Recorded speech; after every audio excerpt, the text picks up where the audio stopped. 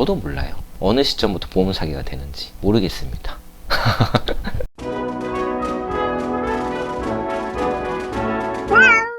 서울 사는 고모가 보험 사기로 재판받는다는데 궁금한 게 좀 있어가지고. 어떤 게 궁금한데? 고모가 올해 입원해가지고 입원 일당인가? 그거하고 실비보험 많이 탔다고 재판받는다는데 이게 어찌 된 건데? 그러니까 수사기관이나 경찰관은 고모님이 입원할 필요가 없는데도 불구하고 계속 입원을 해서 보험금을 타갔다는 거지. 보험료 다 냈는데 보험금을 좀 많이 받았다고 사기죄로 이게 처벌이 되는 거가? 우선 이 과다 입원 같은 경우에는 나는 개인적으로 처벌이 되면 안 된다는 입장이긴 한데, 요즘 흐름을 보면은 과다 입원으로 사기죄로 처벌을 받는 것 같아. 좀 더 말해줘 봐봐. 그러니까 예를 들면 내가 정말 다치지 않았는데 그땐 말로 나이론 환자인데 입원을 해가지고 치료를 받았다. 그러면 당연히 사기죄로 처벌을 받아야겠지. 그런데 아까 말한 것처럼 요즘에는 이런 환자들이 아니라 입원을 오래 했다는 이유로 사기죄로 종종 처벌을 받는 것 같아.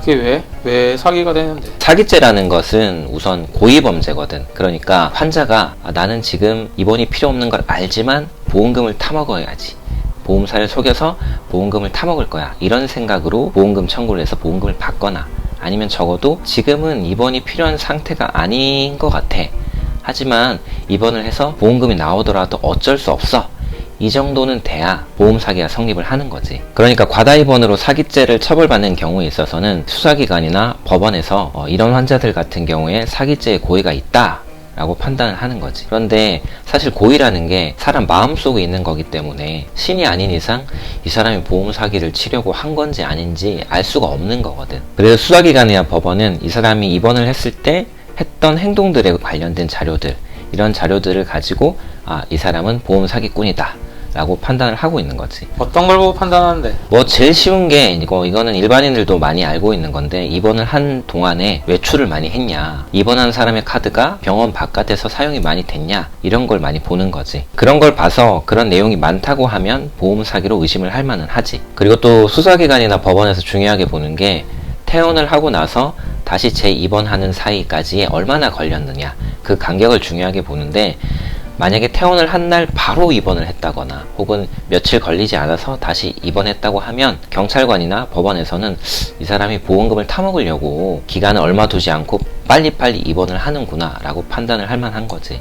그게 문제가 되는 건가? 이거 고모 명의 카드를 자제분들이 쓸 수도 있잖아. 당연하지. 그런 부분들 때문에 실제로 카드를 사용한 사람이 다른 사람이라고 하면 그거에 대한 증거를 경찰관이나 법원에다가 충분히 제출해 줄 필요가 있지. 그리고 재입원하는 부분에 있어서도 사실 나는 문제가 안 된다고 생각하는 게, 그냥 생각해보면 환자 입장에서는 같은 병원에서 계속 입원해서 치료를 받는 게 좋지 굳이 병원을 옮겨 다닐 필요가 없는 거거든. 그런데 이게 병원이 이 환자들을 2주 이상 입원을 잘 시켜주지를 않아요.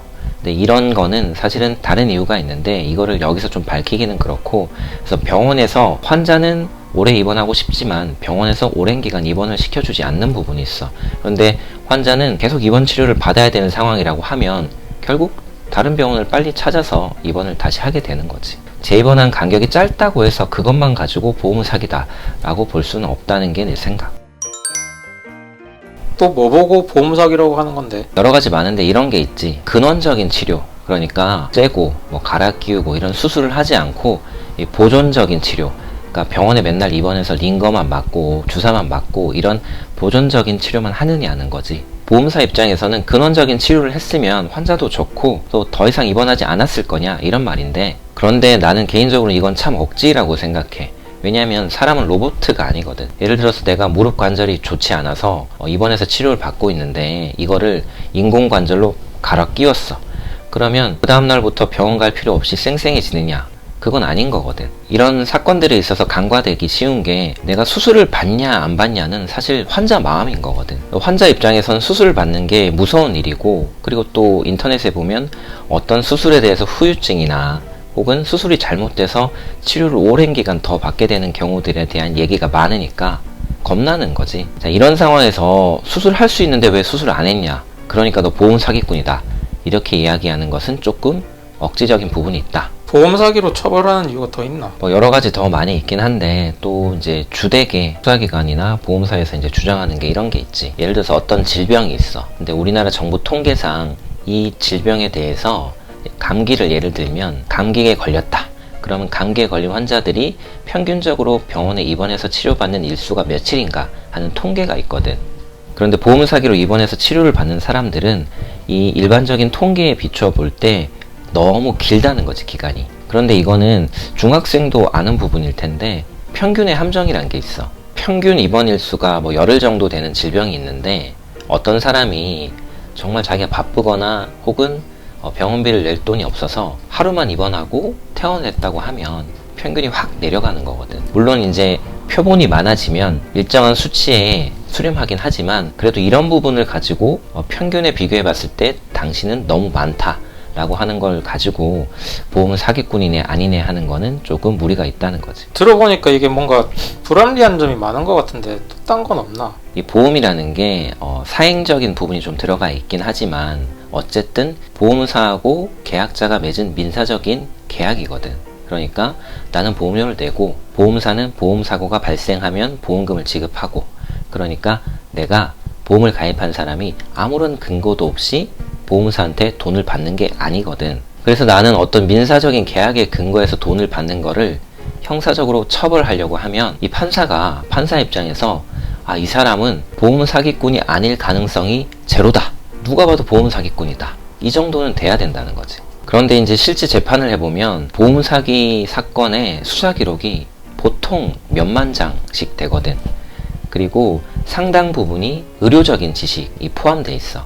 그러다 보니까 판사도 보험사 측의 의사가 제출한 의학적인 견해라든지 또는 통계적인 자료를 같이 보다 보면은 그런 쪽으로 생각을 하게 되고 보험 사기꾼이 맞구나 라고 생각하게 될 수 있다는 거지. 그런데 아까 말한 것처럼 내가 생각할 때는 그렇지 않은 부분들이 많아서 지금 현재 보험 계약자들이나 피보험자들이 이런 부분에 대해서 이의가 있다라는 내용을 좀 모여서 뭔가 많이 대중들한테 알릴 필요가 있다 라고 생각을 해. 그리고 암 입원 일당 같은 경우에는 모르겠지만 우리 일반 입원 일당, 그러니까 다치거나 병에 걸렸을 때 입원하게 되면 얼마씩 주는 이 일반 입원 일당 같은 경우에는 보험료도 워낙 비싼 데다가 이런 보험사하고 트러블이 많이 생기기 때문에 개인적으로는 가입할 필요가 없다고 생각해.